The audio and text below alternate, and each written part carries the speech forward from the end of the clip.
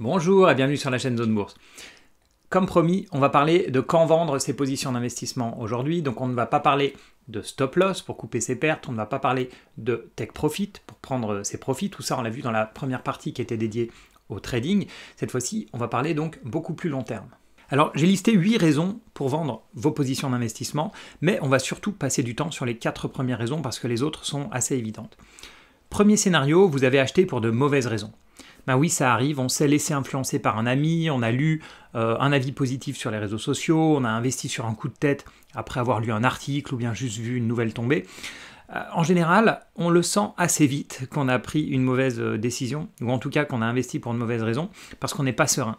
Et on le voit tout de suite, dès que la valeur baisse, on commence à se poser des questions du type « mais au fait, qu'est-ce qu'elle fait cette valeur? C'est quoi son business? Comment réagit le secteur ?»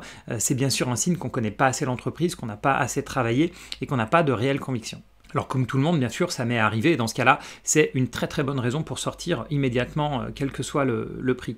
On a aussi un petit peu dans la même catégorie, je dirais, quand on ne comprend pas les variations, quand on investit dans un actif et puis quand on se rend compte qu'il est trop volatile, qu'il ne bouge pas du tout comme on s'y attendait, c'est pareil pour moi une raison de sortir, et c'est aussi que je ne connais pas assez la valeur ou le pays ou peu importe. Pour moi, je dois clairement comprendre ce qui se passe quand ça monte, quand ça baisse, pourquoi, et si je ne le comprends pas, c'est qu'il y a un problème. Deuxième scénario, qui est normalement le plus fréquent, en tout cas si j'avais dû donner qu'une seule raison pour vendre un investissement, j'aurais donné celle-ci, c'est quand votre scénario d'achat est invalidé. Alors attention, ça ne veut pas du tout dire que c'est une sortie à perte, vous allez avoir la plupart de vos gains aussi qui seront dans cette catégorie, c'est juste que le critère qui vous a fait acheter a disparu. Mais pour certaines valeurs de croissance, vous pouvez les avoir en portefeuille depuis 5 ans, elles ont triplé, mais votre scénario d'achat est toujours valide. Je m'explique, par exemple, si j'ai une position en Apple, parce que c'est une entreprise innovante, avec des produits de qualité, une excellente image, une belle croissance et une politique agressive de rachat d'actions, ça va être mes critères d'achat. Et contrairement à une position de trading, je ne vais pas me fixer un gain maximal et puis une perte maximale, comme on l'a vu dans la vidéo précédente, je vais surtout surveiller ces critères et m'assurer qu'ils sont toujours remplis. Et tant que c'est le cas, je vais garder la position. Sur les valeurs de croissance, honnêtement, c'est plutôt facile, notamment depuis quelques années, parce qu'elles montent bien. Ce qui est plus difficile, ça va être par exemple sur les valeurs value, les valeurs décotées. J'avais par exemple une position dans de Richebourg, je suis sorti quand mes critères value ne sont plus respectés. En fait, c'est tout simplement que la valorisation avait atteint l'objectif que je m'étais fixé. Pour moi, elle n'était plus réellement sous-valorisée, donc je suis sorti.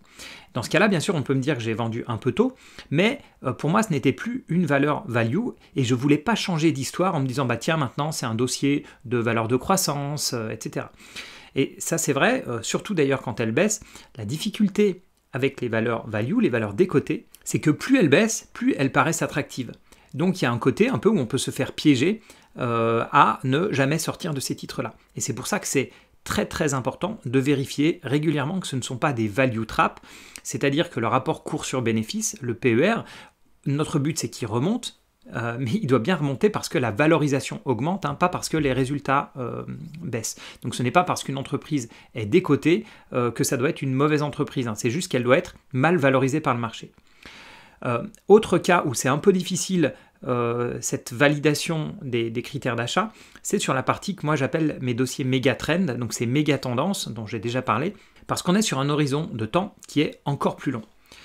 Si je prends mon cas, j'ai un ETF santé depuis un moment que j'ai pour 2 raisons. D'abord, la tendance de long terme du vieillissement de la population, donc ça c'est la partie méga tendance. Et puis, j'aime bien ce que ça rajoute à mon portefeuille, c'est-à-dire l'aspect défensif des valeurs pharmaceutiques. Cette position, elle est forcément très long terme, et en plus, elle sert donc d'amortisseur plutôt à mon portefeuille.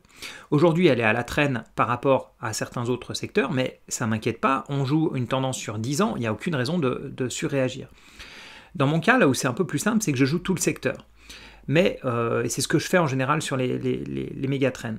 Si vous jouez des méga-trends sur des valeurs individuelles, une des raisons de vendre, ça peut être que vous vous rendez compte qu'en fait, c'est pas la bonne valeur. Donc vous êtes sur le bon thème, mais vous n'avez pas pris le bon cheval pour jouer le thème. Donc je m'explique. Vous êtes investi dans les énergies renouvelables, mais vous n'avez pris qu'une ou 2 entreprises du secteur. Si au bout d'un certain temps, vous vous rendez compte que l'une d'entre elles sous-performe systématiquement le secteur, cette fois-ci, ce n'est pas le rationnel de l'achat qui n'est pas bon. Votre rationnel peut être toujours valide de dire moi je veux investir dans les énergies renouvelables, mais c'est juste que vous n'avez pas pris le bon actif pour jouer cette tendance. Ça, c'est vraiment une très bonne raison pour vendre et bien sûr se repositionner sur une autre valeur. Et là, justement, ça rejoint ma troisième raison de vendre, qui est quand vous identifiez une meilleure opportunité, ce que Peter Lynch appelle une rotation. Parce que si vous êtes comme moi, vous n'avez probablement pas un capital infini, donc investir, ça veut dire faire des choix. Et une des raisons de vendre une position, ça peut être pour libérer du cash et le réinvestir ailleurs.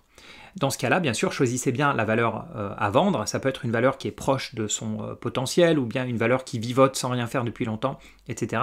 On peut avoir des critères d'achat qui sont toujours remplis, si vous voulez, mais si vous avez vraiment une super opportunité, vous pouvez très bien vendre une de ces valeurs historiques de votre portefeuille pour faire rentrer une nouvelle valeur. Le quatrième scénario, il est un peu différent, il est même vraiment différent. C'est dans le cas où vous voulez rebalancer votre portefeuille. Parce que si vous avez un portefeuille qui est diversifié, vous avez sûrement des valeurs qui ont beaucoup mieux performé que d'autres, peut-être des valeurs technologiques, des crypto-monnaies, etc. Certains de ces actifs, ils ont eu des performances stratosphériques. Et donc, au lieu d'avoir, par exemple, 20% de votre portefeuille en valeurs technologiques et 5% en crypto, vous êtes peut-être à 30% en valeurs technologiques ou 40% et puis 20% en crypto-monnaie. Et rebalancer son portefeuille, c'est revenir à votre allocation cible. Là, la critique qu'on peut faire, c'est que dans ce cas-là, en fait, on fait l'inverse de tout ce qu'on dit tout le temps, des conseils que tout le monde va vous dire et qui sont des bons conseils, qui sont de laisser courir ses gains et couper ses pertes. C'est vrai, et c'est pour ça que cette technique, il faut la prendre avec des pincettes, parce que cette technique, elle est plutôt pour ceux qui font de l'allocation d'actifs, c'est un peu ce que je fais moi en grande partie, avec un certain pourcentage du portefeuille sur la bourse américaine, sur l'Europe, sur les pays émergents, sur les matières premières, l'or, les cryptos, etc. Moi, j'aime vraiment avoir cette vision très hélicoptère sur mon portefeuille. Et dans ce cas-là, pour moi, c'est un outil de gestion des risques. Je ne vois pas ça comme une aide à la performance, c'est vraiment le couple rendement-risque qui m'importe. Donc, j'ai pas de problème à vendre des valeurs technologiques pour renforcer, par exemple, sur de l'Europe ou de l'Asie qui vont être moins valorisées. Mais attention, si vous avez un portefeuille uniquement avec 10, 15 ou 20 valeurs, par exemple, vous pouvez le faire pour réduire vos positions qui ont trop gagné parce qu'elles ont atteint un poids qui est trop important. Donc, si ça rebaisse, votre portefeuille va avoir des variations qui vont être énormes. Mais le conseil que je vous donnerais, c'est ne réinvestissez pas cette fois dans les entreprises qui ont le moins performé. Comme vous le savez, on ne fait jamais de moyenne à la baisse. Profitez-en plutôt pour acheter de nouvelles valeurs, pour trouver de nouvelles opportunités.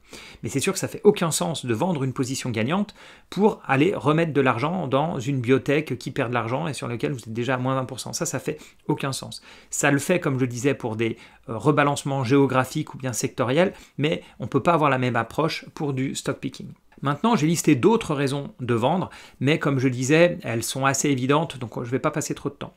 La cinquième raison, ça peut être vendre pour obtenir des revenus. Alors bien sûr, si vous le pouvez, il faut l'anticiper, et puis vous avez comme ça quelques mois pour choisir les positions à vendre, pour éviter de vendre dans un creux de marché. Il n'y a rien de pire que se retrouver en pleine crise Covid en mars ou avril 2020 par exemple, et puis devoir vendre une partie de son portefeuille ou la totalité de son portefeuille, pire, pour financer un achat d'appartement ou de maison qui était déjà prévu. Sixième raison, ça peut être pour des raisons fiscales, donc pour cristalliser des pertes ou des gains. Septième raison, ça peut être s'il y a des fraudes, des malversations sur la valeur. Ça, en général, c'est une très bonne raison pour sortir. Mais bien sûr, il ne faut pas sortir, enfin ça peut même être un critère d'achat, mais là on est complètement dans une autre catégorie. Par exemple, il y a Altran, il y a quelques années, qui avait eu des nouvelles de fraude, c'était une bonne opportunité pour rentrer. Il y a Solution 30 récemment, etc. Mais si ça ne fait pas partie du rationnel de votre achat, il faut éviter au maximum ces dossiers. Et puis enfin, une catégorie un peu fourre-tout, tout ce qui est gros changements fondamentaux, quand l'histoire ne vous plaît plus. Un bon exemple, c'est quand il y a des changements de management, ça peut être des changements de la politique de l'entreprise. Par exemple, quand Tesla a acheté pour 1,5 milliard de dollars de Bitcoin, pour certains investisseurs, c'était une bonne nouvelle, ils voyaient vraiment Tesla comme ce type d'investissement, mais pour d'autres investisseurs, eux, ce qu'ils voulaient dans Tesla, c'était être investi dans les véhicules électriques, le côté logiciel, le côté batterie, etc., et se retrouver d'un coup avec le boss de Tesla qui décide sur un coup de tête d'acheter 1,5 milliard de Bitcoin, ils se sont dit, mais finalement, ce gars-là, avec mon argent, moi en tant qu'actionnaire, il peut prendre des décisions un peu folles et ça ne me plaît pas. Et certains sont sortis du titre pour cette raison. Alors, je ne sais pas si vous l'avez noté, mais en fait, c'est beaucoup plus compliqué de vendre des positions d'investissement que des positions de trading. On l'a vu, les positions de trading, c'est finalement assez simple. Dans la plupart des cas, au moment de l'achat, vous savez exactement quand vous allez sortir, que ce soit pour un gain ou bien pour une perte. Et on voit que sur la partie long terme, ce n'est pas le cas. Et donc le problème, c'est que ça sous-entend qu'il faut vérifier en permanence la validité de son investissement. Et notamment si vous êtes investi sur des critères fondamentaux, que ce soit parce que la société, c'est une belle société de croissance, une société de qualité, que ce soit pour des critères GARP, donc croissance à prix raisonnable, etc., ça veut dire que vous devez suivre, et ça peut durer parfois pendant des années, toutes les sorties de résultats de l'entreprise pour vérifier que vos critères d'achat sont bien valides, ce qui est moins facile qu'on le pense quand on a un portefeuille qui commence à s'approcher des 20 valeurs, voire plus, et là on se rend compte que ça devient d'ailleurs difficilement tenable d'avoir un portefeuille avec 40-50 valeurs. Il faut beaucoup de temps pour analyser les résultats à chaque fois. Donc oui, effectivement, vous l'avez compris aussi, je ne suis pas partisan des stop-loss sur les valeurs long terme, enfin même je le déconseillerais totalement, mais ça veut dire que vous devez en permanence réassesser, comme je le disais, vos critères d'achat. Je prends un exemple tout simple, pour moi, j'ai une petite position en or papier, enfin en or physique, mais en or papier aussi, principalement en or papier, et le rationnel de cet achat, il est simple, c'est protection contre l'inflation, c'est décorréler des marchés, et c'est une valeur refuge, donc qui va amortir le portefeuille en cas de baisse.